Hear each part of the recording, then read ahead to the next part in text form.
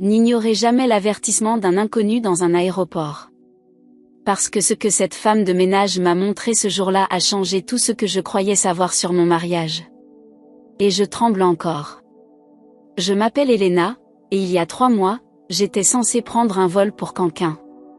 Mon mari Marcus m'avait fait la surprise de ce voyage pour notre 5e anniversaire. Il a tout réservé, m'a conduite à l'aéroport, m'a accompagnée jusqu'à la sécurité. Il semblait nerveux, mais je pensais qu'il était juste triste de me voir partir pour une semaine. Je me trompais tellement. Parce que je ne suis jamais montée dans cet avion. Et la raison va vous glacer le sang. Laissez-moi vous ramener au début de cette journée. C'était un mardi matin de septembre.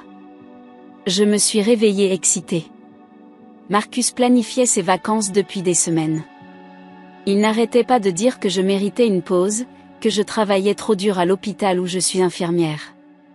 Il a insisté pour que j'y aille seule, disant qu'il ne pouvait pas prendre de congé. À l'époque, ça semblait gentil. Attentionné, même. Nous avons quitté la maison à 6 heures du matin. Le vol était à 9h30. Marcus a chargé ma valise dans la voiture, et j'ai remarqué que ses mains tremblaient un peu. Quand j'ai demandé s'il allait bien, il a juste souri et dit qu'il avait bu trop de café. D'accord. On fait tous ça parfois. Le trajet jusqu'à l'aéroport était silencieux. Pas le silence confortable que nous partagions habituellement, mais quelque chose de plus lourd. J'ai essayé de faire la conversation, parlant de toutes les choses que je voulais faire à Canquin. Les plages que je visiterais, les restaurants que j'essaierais. Marcus hochait juste la tête, gardant les yeux sur la route. Sa mâchoire était serrée. Je pouvais voir un muscle qui tremblait sur sa joue. Quand nous sommes arrivés à l'aéroport, il a insisté pour se garer au lieu de simplement me déposer au départ. Il a dit qu'il voulait m'accompagner à l'intérieur, s'assurer que l'enregistrement se passe bien. Encore une fois, je pensais que c'était juste lui qui prenait soin de moi. Nous étions ensemble depuis 7 ans. Mariés depuis 5 ans. Il avait toujours été protecteur envers moi. Nous avons enregistré ma valise. Marcus est resté près de moi tout le temps, sa main dans le bas de mon dos. L'agent d'enregistrement nous a souri, pensant probablement que nous étions juste un autre couple qui se disait au revoir. Elle n'avait aucune idée de ce qui se passait vraiment. Moi non plus. Après avoir obtenu ma carte d'embarquement, Marcus m'a accompagné vers la sécurité. C'est là que la plupart des gens se disent au revoir, non? Mais il a continué. Il m'a accompagné jusqu'à la file de sécurité. Et c'est là que j'ai commencé à le sentir. Quelque chose n'allait pas. Son au revoir était précipité. Trop précipité. Il m'a embrassé rapidement, me regardant à peine dans les yeux. Il a dit « Passe un bon moment et tu vas me manquer » mais les mots semblaient vides. Répété. Comme s'il avait pratiqué quoi dire. Puis il a pratiquement couru vers la sortie. Je suis restée là une seconde, confuse. Mon estomac se sentait bizarre. Mais je me suis ressaisie. Je me suis dit que peut-être il était émotif à cause de mon départ. Certaines personnes n'aiment pas les longs au revoir. Je me suis tournée vers le contrôle de sécurité, prête à passer. C'est là qu'elle est apparue. Une femme âgée en uniforme de nettoyage. Elle avait les cheveux gris tirés en arrière dans un chignon serré, et ses yeux bleus perçants qui semblaient voir à travers moi. Elle poussait un chariot de nettoyage, mais elle s'est arrêtée juste devant moi. A bloqué mon chemin, ne monte pas dans cet avion, a-t-elle dit. J'ai cligné des yeux. Pardon? J'ai dit ne monte pas dans cet avion. Tu dois venir avec moi. Il y a quelque chose que tu dois voir. Ma première pensée était qu'elle était folle. Vous savez comment sont les aéroports. Beaucoup de gens étranges. J'ai essayé de la contourner, mais elle m'a attrapé le bras. Pas fort, mais assez fermement pour m'arrêter. S'il te plaît, dit-elle. Je sais comment ça sonne. Mais je travaille dans cet aéroport depuis 23 ans. J'ai vu beaucoup de choses. Et ce que je viens de voir, tu dois le savoir. Il y avait quelque chose dans sa voix. Quelque chose qui m'a fait m'arrêter. De la peur, peut-être. Ou de l'urgence. Je ne sais pas. Mais j'ai arrêté d'essayer de partir. De quoi tu parles, ai-je demandé. Elle a regardé autour d'elle, comme si elle vérifiait si quelqu'un nous regardait. Puis elle s'est penchée plus près. Ton mari. L'homme qui vient de partir. Je l'ai vu dans le parking. Et il n'était pas seul. Mon cœur a commencé à battre la chamade. Qu'est-ce que tu veux dire par il n'était pas seul? Viens avec moi, dit-elle. Je vais te montrer. Tous mes instincts me disaient de ne pas suivre cet inconnu. Mais quelque chose de plus fort me disait que je devais le faire. Alors je l'ai fait. Elle m'a éloignée de la sécurité, à travers le terminal. Nous avons marché devant les cafés et les librairies, devant les foules de voyageurs. Elle se déplaçait rapidement pour quelqu'un de son âge, et j'ai dû me dépêcher pour suivre. Où allons-nous, ai-je demandé. Parking. Niveau 3. Nous avons pris un ascenseur pour descendre. Pendant tout ce temps, mon esprit tournait à toute vitesse. Que avait-elle vu? Pourquoi Marcus avait-il besoin de se garer au niveau 3 quand il m'a déposé? Rien n'avait de sens. Les portes de l'ascenseur se sont ouvertes et nous sommes entrés dans le parking. Ça sentait l'échappement et le béton. La femme de ménage m'a conduite le long d'une rangée de voitures, puis elle s'est arrêtée. Là, dit-elle en pointant. J'ai regardé là où elle pointait. Au début, je ne comprenais pas ce que je voyais. C'était la voiture de Marcus. Notre voiture. La Honda noire que nous avions conduite ici ensemble. Mais Marcus était censé être parti. Il m'avait dit au revoir. Il était parti. Sauf qu'il n'était pas parti. Il était toujours là. Assis sur le siège conducteur. Et il n'était pas seul. Il y avait une femme sur le siège passager. Une femme blonde que je n'avais jamais vue. Elle était jeune, peut-être 25 ans. Et Marcus l'embrassait. J'ai eu l'impression que quelqu'un m'avait frappé dans l'estomac. Tout l'air a quitté mes poumons. Mes jambes sont devenues faibles et j'ai dû m'accrocher à un pilier de béton pour rester debout. Je suis vraiment désolée, dit doucement la femme de ménage. Mais je pensais que tu devais savoir avant de monter dans cet avion. Je ne pouvais pas parler. Je restais juste là, regardant mon mari embrasser une autre femme dans notre voiture. La même voiture que nous avions conduite ici ensemble il y a 1 heure. La même voiture où nous avions écouté de la musique et parlé de combien je lui manquerais. Ils ne nous ont pas vus. Nous étions assez loin, cachés derrière d'autres voitures. Mais je pouvais tout voir. La façon dont il touchait son visage. La façon dont elle lui souriait. La façon dont il se regardait. Et puis ça m'a frappé. Ce voyage entier. Ces vacances entières. Ce n'était pas un cadeau. Ce n'était pas parce que je méritais une pause. Marcus m'avait envoyé au loin pour pouvoir être avec elle. Depuis combien de temps tu les regardes, ai-je réussi à demander. Environ 10 minutes, dit la femme de ménage. Je vidais les poubelles à ce niveau quand je les ai vus. Au début, je n'y ai pas vraiment pensé. Les couples se disent au revoir dans les parkings tout le temps. Mais ensuite je me suis souvenu de vous avoir vus tous les deux à l'enregistrement. Je vous ai reconnu. Et j'ai réalisé, ce n'était pas toi. J'ai hoché la tête lentement. Ma gorge se serrait. Je voulais pleurer mais les larmes ne venaient pas. J'étais trop choquée. Qu'est-ce que tu vas faire, demanda-t-elle. Bonne question. Qu'est-ce que j'allais faire? Une partie de moi voulait marcher jusque là-bas et les confronter. Crier sur Marcus. Exiger des réponses. Mais une autre partie de moi, la partie la plus intelligente, savait que ce n'était pas la bonne décision. Pas encore. Je peux emprunter ton téléphone, ai-je demandé à la femme de ménage. Elle me l'a tendu sans hésitation. J'ai pris plusieurs photos de Marcus et de la femme. Je me suis assurée d'avoir des photos claires de leur visage, deux en train de s'embrasser, deux ensemble. Des preuves. J'aurais besoin de preuves. Puis j'ai rendu le téléphone. Tu peux me les envoyer? J'ai donné mon numéro. Elle a hoché la tête et a envoyé les photos tout de suite. Merci, ai-je dit. Vraiment. Merci de m'avoir arrêté. Qu'est-ce que tu vas faire maintenant? Demanda-t-elle encore. J'y ai réfléchi. Ma valise était déjà enregistrée. Ma carte d'embarquement était dans ma main. Marcus pensait que j'étais sur le point de monter dans un avion pour le Mexique. Il pensait qu'il avait une semaine entière pour faire ce qu'il voulait avec cette femme. Je vais le laisser penser que je suis montée dans cet avion, ai-je dit.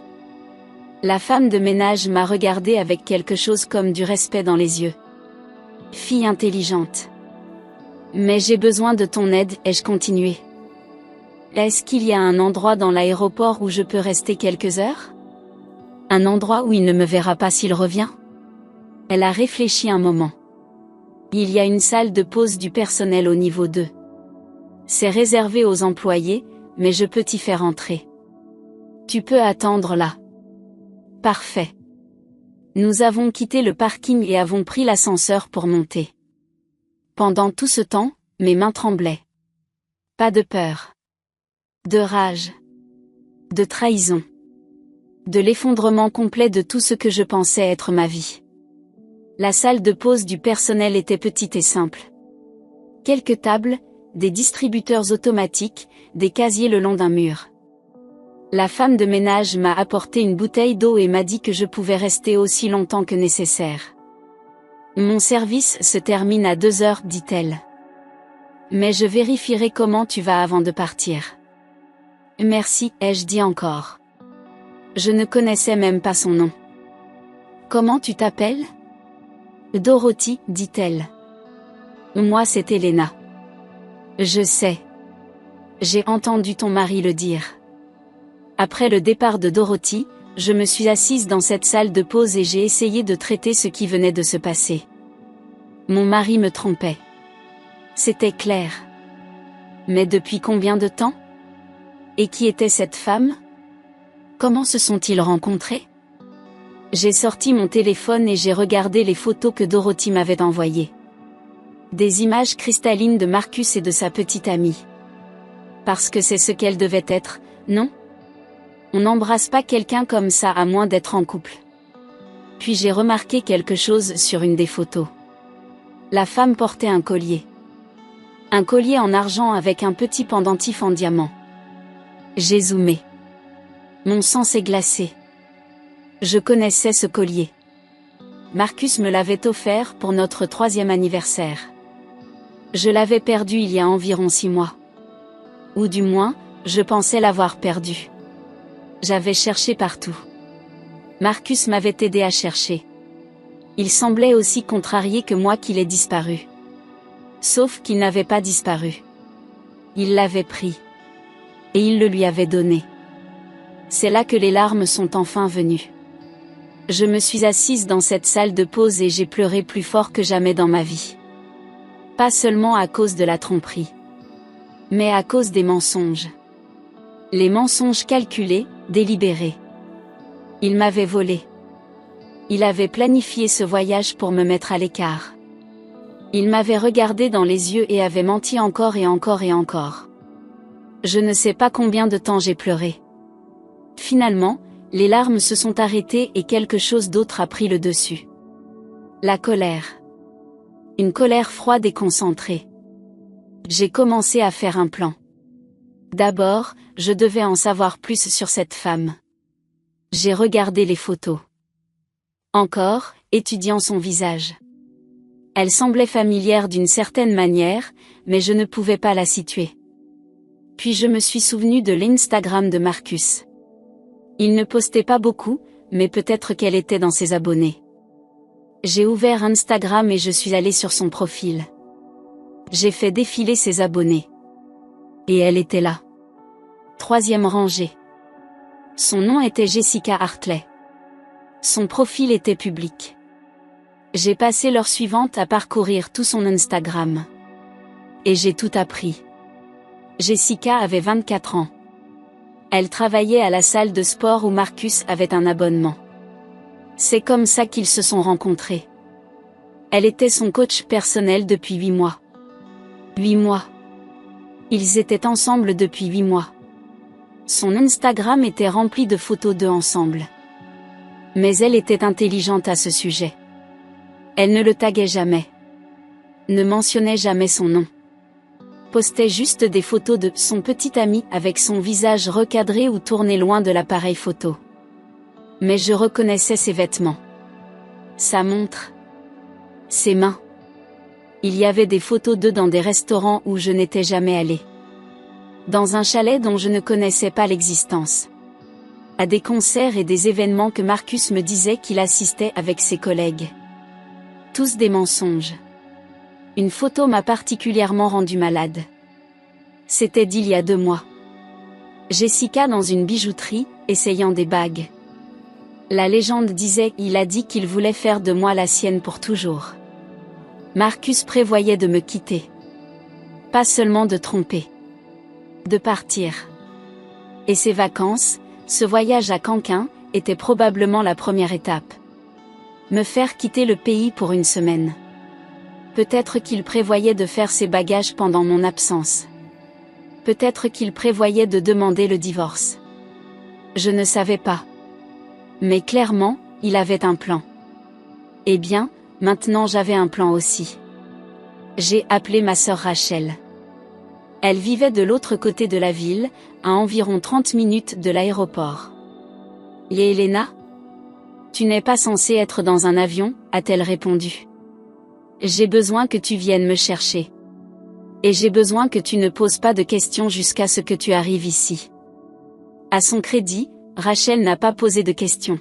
« Où es-tu ? » Je lui ai dit où me retrouver. Elle a dit qu'elle serait là dans 20 minutes. Pendant que j'attendais, j'ai appelé la compagnie aérienne. J'ai expliqué que j'avais une urgence familiale et que je ne pouvais pas prendre mon vol. Ils ont été étonnamment compréhensifs et ont dit que je pouvais réserver pour une autre fois. Parfait. Puis j'ai appelé l'hôtel à Canquin. Annulé ma réservation. Ils m'ont facturé des frais d'annulation mais je m'en fichais. Ensuite, j'ai envoyé un texto à Marcus. Je viens d'embarquer. On décolle bientôt. Je t'enverrai un texto quand j'atterrirai. Je t'aime. Il a répondu immédiatement. Bon vol bébé. Je t'aime aussi. J'ai fixé ce message. La façon désinvolte dont il mentait. La facilité de la chose. Comme si ce n'était rien. Dorothy est revenue me voir vers midi. J'étais toujours assise dans la salle de pause, fixant mon téléphone. « Ça va ma belle ?» demanda-t-elle. « Pas vraiment, ai-je dit. Mais ça ira. Tu as trouvé ce que tu vas faire ? Ouais. Je vais tout découvrir. Et ensuite je vais lui faire regretter de m'avoir menti. » Dorothy a souri. Ce n'était pas un sourire heureux. C'était le sourire de quelqu'un qui avait vu cette histoire auparavant et savait comment elle se terminait. « Eh bien, dit-elle. Les hommes comme ça ne méritent pas de pitié. » Rachel est venue me chercher à 12h30. Au moment où je suis montée dans sa voiture, elle s'est tournée vers moi avec de grands yeux. « Ok, maintenant tu peux me dire ce qui se passe. » Je lui ai montré les photos. Je lui ai tout raconté. À la fin, Rachel serrait le volant si fort que ses jointures étaient blanches. « Je vais le tuer, dit-elle. »« Fais la queue, ai-je répondu. Rachel m'a conduite à son appartement. Je ne pouvais pas rentrer chez moi. Pas encore. Marcus pensait que j'étais dans un avion. Je devais qu'il continue à le penser. Nous avons passé l'après-midi à planifier. Rachel, il s'avère, est beaucoup plus sournoise que je ne lui ai jamais donné crédit. Elle a suggéré des choses auxquelles je n'aurais jamais pensé. D'abord, nous avons créé un faux compte sur les réseaux sociaux. Posté une photo que j'avais prise à la plage l'année dernière, fait comme si j'étais déjà à Canquin. Tagué l'endroit. Posté sur ma story Instagram. Marcus l'a aimé dans les 5 minutes. Puis Rachel a suggéré qu'on engage un détective privé. Quelqu'un qui pourrait suivre Marcus pendant que j'étais censée être absente. Documenter tout ce qu'il faisait. Tout ce qu'il voyait. C'est cher, ai-je dit. Tu es sur le point de divorcer, a souligné Rachel. Tu voudras autant de preuves que possible. Surtout s'il essaie de te combattre sur les biens. Elle avait raison. J'ai appelé un détective privé qu'une amie du travail avait utilisé pendant son divorce. J'ai expliqué la situation. Il a dit qu'il pouvait commencer ce soir-là. Je lui ai envoyé la photo de Marcus et notre adresse. Ça va coûter environ 1500 cents pour la semaine, dit-il. Fais-le, ai-je dit. Pendant les heures suivantes, Rachel et moi sommes juste restées assises sur son canapé. Nous avons commandé de la nourriture. Regardé la télé. Essayé de faire semblant que ma vie entière ne s'effondrait pas. Mais mon esprit revenait sans cesse à Marcus. Que faisait-il maintenant? Était-il avec Jessica? Était-il dans notre maison? Dans notre lit? Vers 19h, mon téléphone a sonné. C'était Marcus. « Salut bébé, dit-il quand j'ai répondu. Il avait l'air joyeux. « Comment va Canquin ?» J'ai dû me forcer à avoir l'air normal. « C'est magnifique. L'hôtel est incroyable. Je suis sur la plage en ce moment. C'est super. Je suis tellement content que tu t'amuses. Qu'est-ce que tu fais, ai-je demandé, même si je ne voulais pas savoir. Oh, je viens de rentrer du travail. Je vais probablement commander une pizza et regarder le match. Des mensonges. Tous des mensonges. Ça a l'air relaxant, ai-je dit. Ouais. La maison est trop silencieuse sans toi. Tu me manques. Je voulais crier. Au lieu de ça, j'ai dit, tu me manques aussi. Je devrais y aller, le soleil se couche et je veux prendre des photos. D'accord. Je t'aime. Je t'aime aussi. J'ai raccroché et je me suis immédiatement sentie malade. Tu es une meilleure actrice que je le pensais, dit Rachel. Je déteste ça, ai-je dit. Je déteste mentir. Je déteste faire semblant. Je sais. Mais c'est nécessaire. Tu dois le prendre en flagrant délit. Tu as besoin de preuves qu'il ne peut pas nier. Elle avait raison. Je savais qu'elle avait raison. Mais ça ne rendait pas les choses plus faciles. Le détective privé m'a appelé 1 heure plus tard. Le sujet a quitté la maison à 19h15, dit-il. Il a récupéré une femme blonde à un appartement sur Maple Street. Ils sont allés à un restaurant appelé Rossies. Ils y dînent actuellement. J'ai des photos si tu les veux. Envoie-les, ai-je dit. 1 minute plus tard, mon téléphone a vibré avec des photos de Marcus et Jessica dans un restaurant italien romantique. Des bougies sur la table. Des verres de vin. Eux se tenant la main. C'était l'un de mes restaurants préférés dans la ville. Marcus m'y avait emmené pour notre 2e rendez-vous. Maintenant il y était avec elle. La semaine a continué comme ça. Moi faisant semblant d'être à Canquin, postant de fausses photos et envoyant de fausses mises à jour. Marcus faisant semblant de me manquer tout en passant chaque nuit avec Jessica. Le détective m'envoyait des mises à jour 2 fois par jour. Des photos et des rapports de partout où ils allaient. Ce qu'ils faisaient. Lundi soir, ils sont allés dîner puis sont retournés à son appartement. Mardi, ils sont allés faire du shopping ensemble. Marcus lui a acheté des vêtements. Des vêtements chers. Avec notre carte de crédit. La même carte de crédit qui a payé pour mes fausses vacances. Mercredi, ils sont allés au cinéma puis ont pris un verre dans un bar. Jeudi était le pire. Ils sont allés dans un spa pour couple. Ont eu des massages.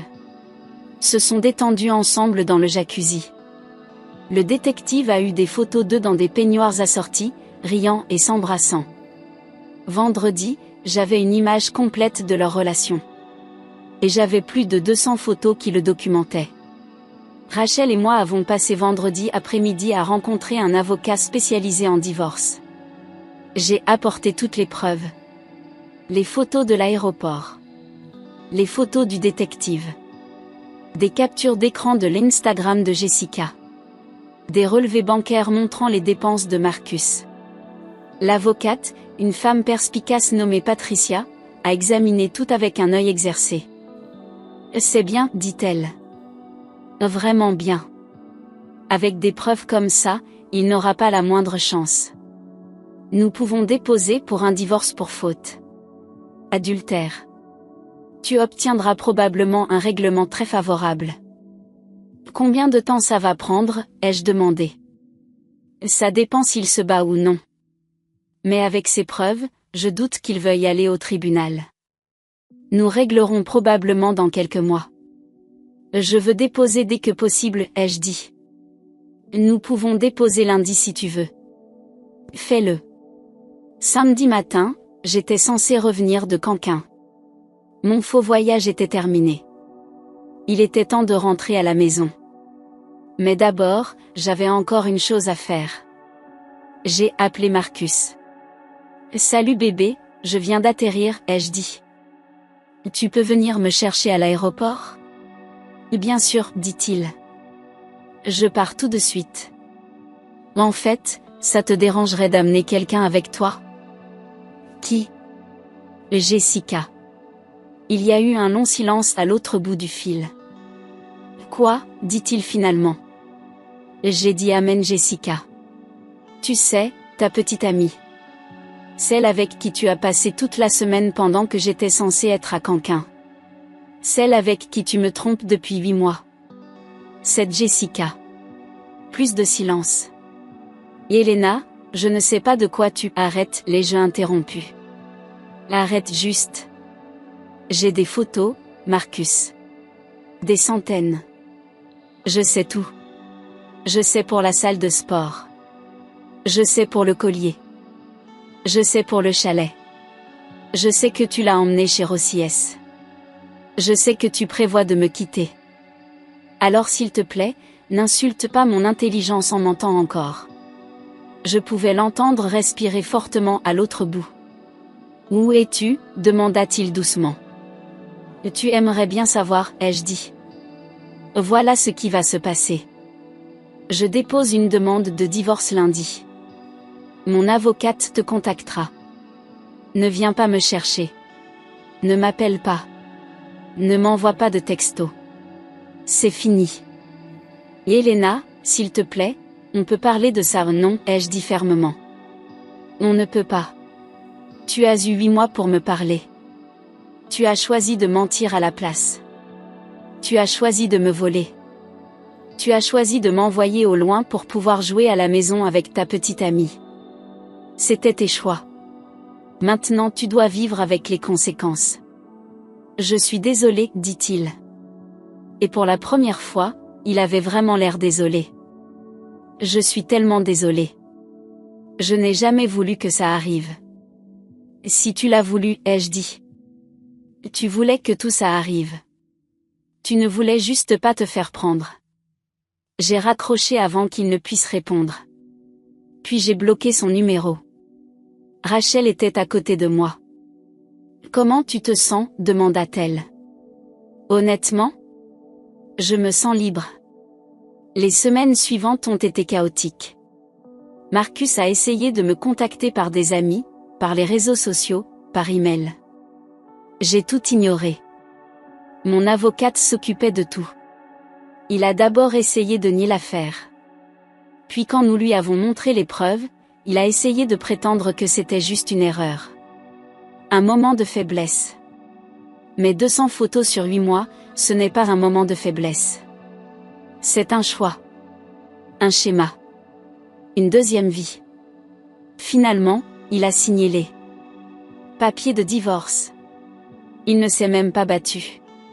Patricia a dit qu'il savait probablement qu'il perdrait si ça allait au tribunal. Le règlement était plus que juste. J'ai eu la maison.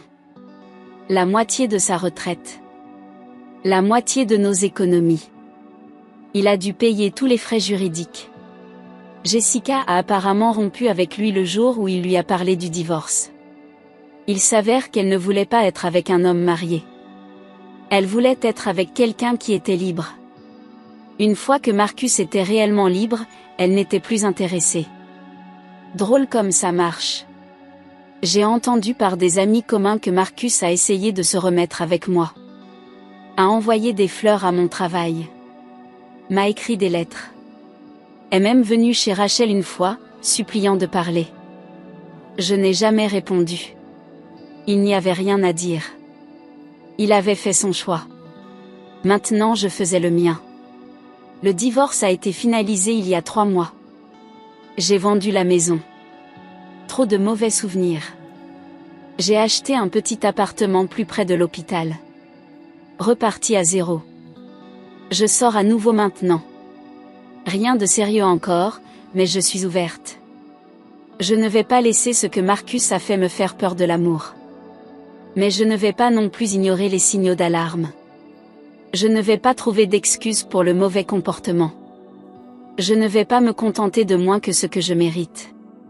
Et je fais définitivement plus confiance à mes instincts maintenant. Parfois je pense à ce jour à l'aéroport. À Dorothy, la femme de ménage qui a changé ma vie. Je suis retournée quelques semaines plus tard pour la trouver. Pour la remercier correctement. Je lui ai apporté des fleurs et une carte cadeau. Elle m'a serré dans ses bras et a dit qu'elle était fière de moi d'être forte. Tu sais, dit-elle, j'ai presque rien dit. J'ai presque juste te laissé monter dans cet avion. Parfois j'ai l'impression que ce n'est pas ma place de m'impliquer dans la vie des autres. Je suis contente que tu l'aies fait, ai-je dit. Je suis tellement contente que tu l'aies fait. Moi aussi, ma belle. Moi aussi. Je n'aurais jamais imaginé qu'une inconnue dans un aéroport me sauverait de gaspiller des années de ma vie sur un mensonge. Mais c'est exactement ce qui s'est passé. Dorothy a vu quelque chose qui n'allait pas et elle a parlé. Elle n'était pas obligée. Elle aurait pu juste continuer à nettoyer et me laisser monter dans cet avion. Me laisser aller à Canquin pendant que mon mari jouait à la maison avec sa petite amie. Me laisser passer une semaine au paradis en pensant que tout allait bien à la maison. Mais elle ne l'a pas fait. Elle m'a arrêté. Elle m'a montré la vérité. Et elle m'a donné la chance de reprendre le contrôle de ma propre vie. En regardant en arrière maintenant, ce jour à l'aéroport était le pire et le meilleur jour de ma vie. Le pire parce que j'ai appris que mon mari m'avait trahi de la manière la plus profonde possible. Le meilleur parce que je l'ai appris assez tôt pour faire quelque chose à ce sujet. Assez tôt pour me protéger.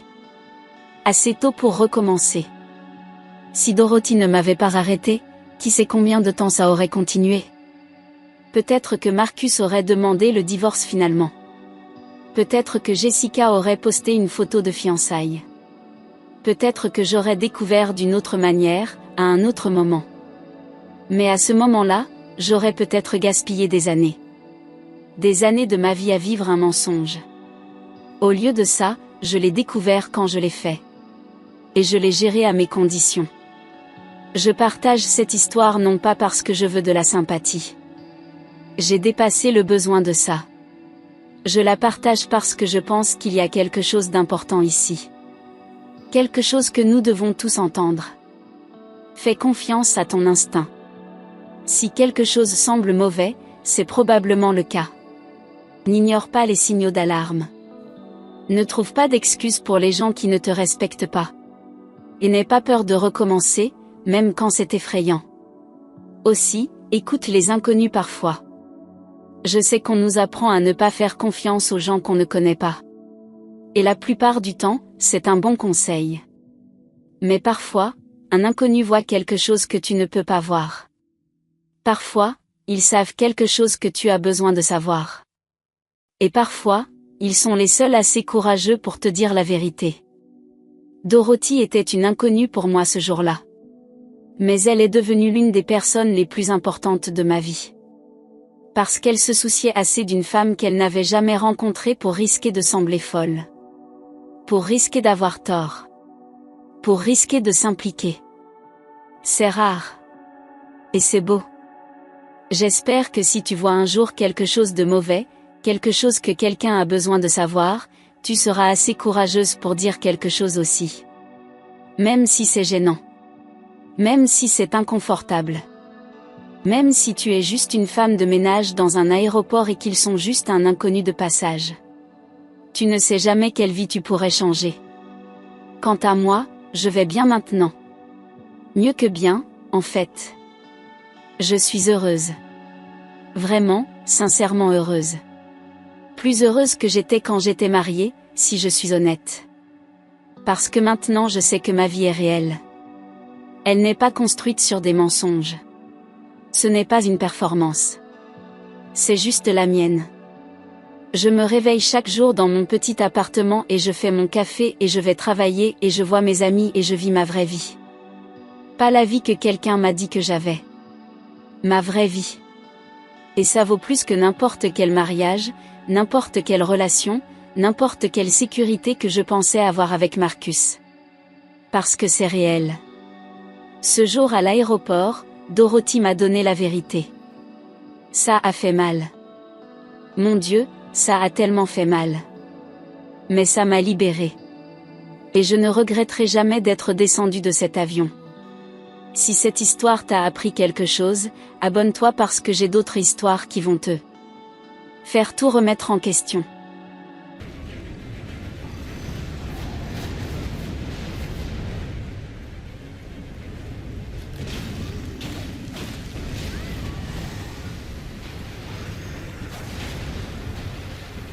How am I getting poisoned here? Why is there poison here?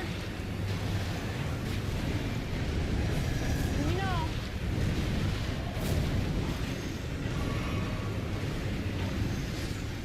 Bye, jellyfish. Stop! Poison nonsense.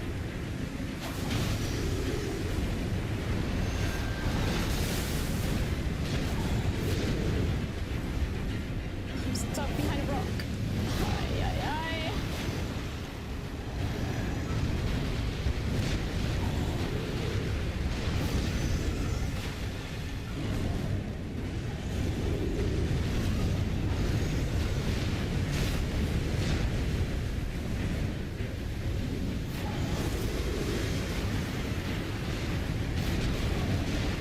Oh my god!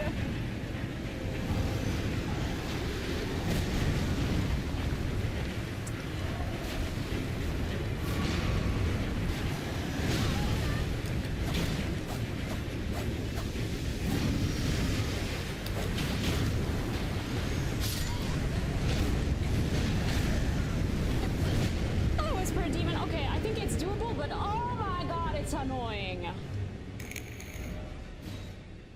Yeah, I did upgrade my jellyfish. Oh my god, this is tilting. Oh.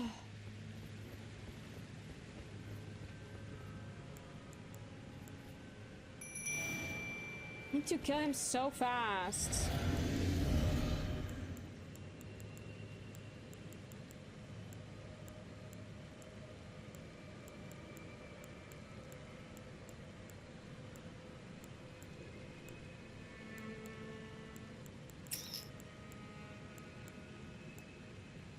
Whatever.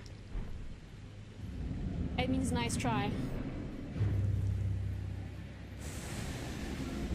Sasha.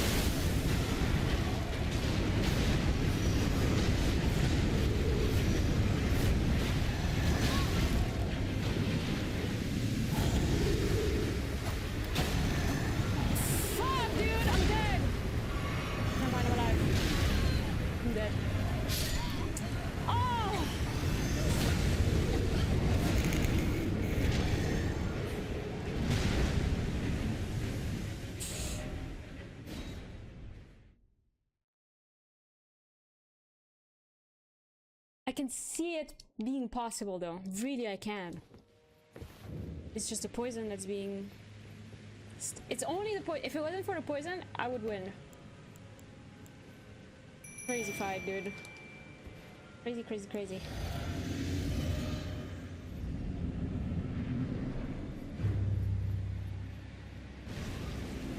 Yeah, this guy's poisoning me, don't you see? He starts puking poison and it messes up the fights.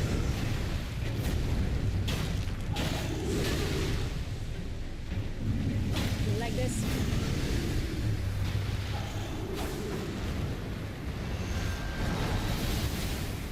Then it stays in the air and I can't walk in it or else I get poisoned.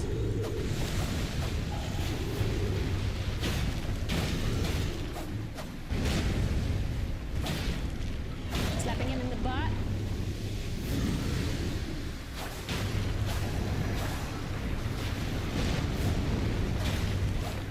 Oh, fuck the poison, dude!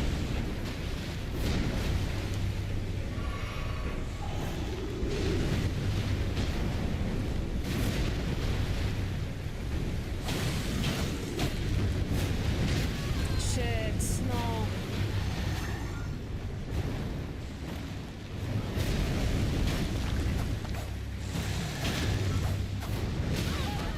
Slapped me in the face.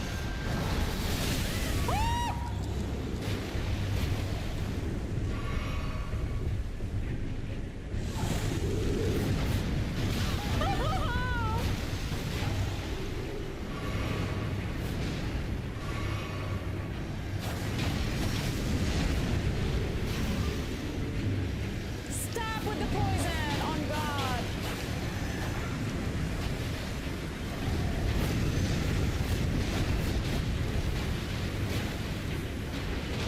There's poison absolutely everywhere.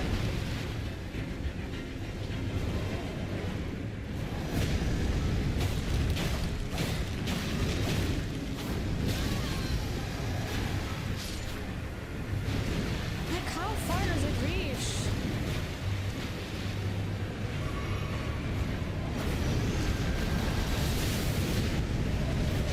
I can't dodge everything. I can't dodge everything.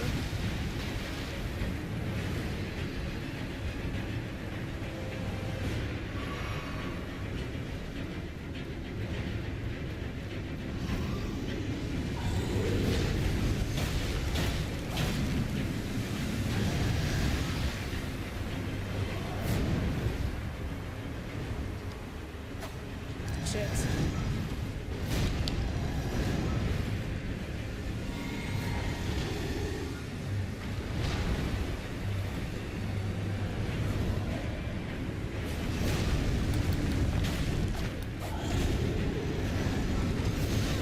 Oh.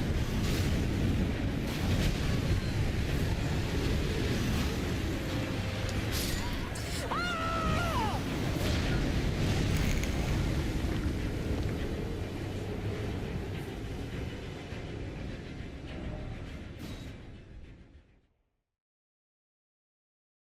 We had better runs, so we keep going.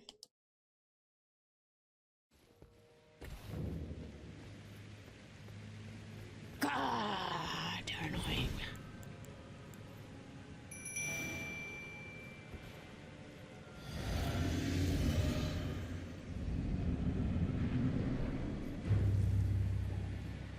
It's like the combo of the poison plus the fact that there's a second one.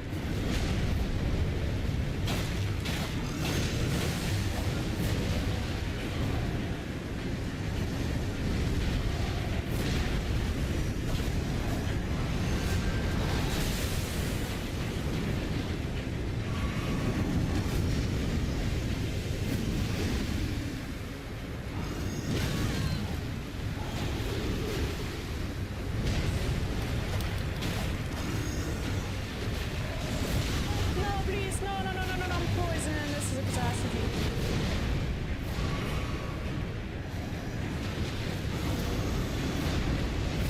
Holy fuck, dude!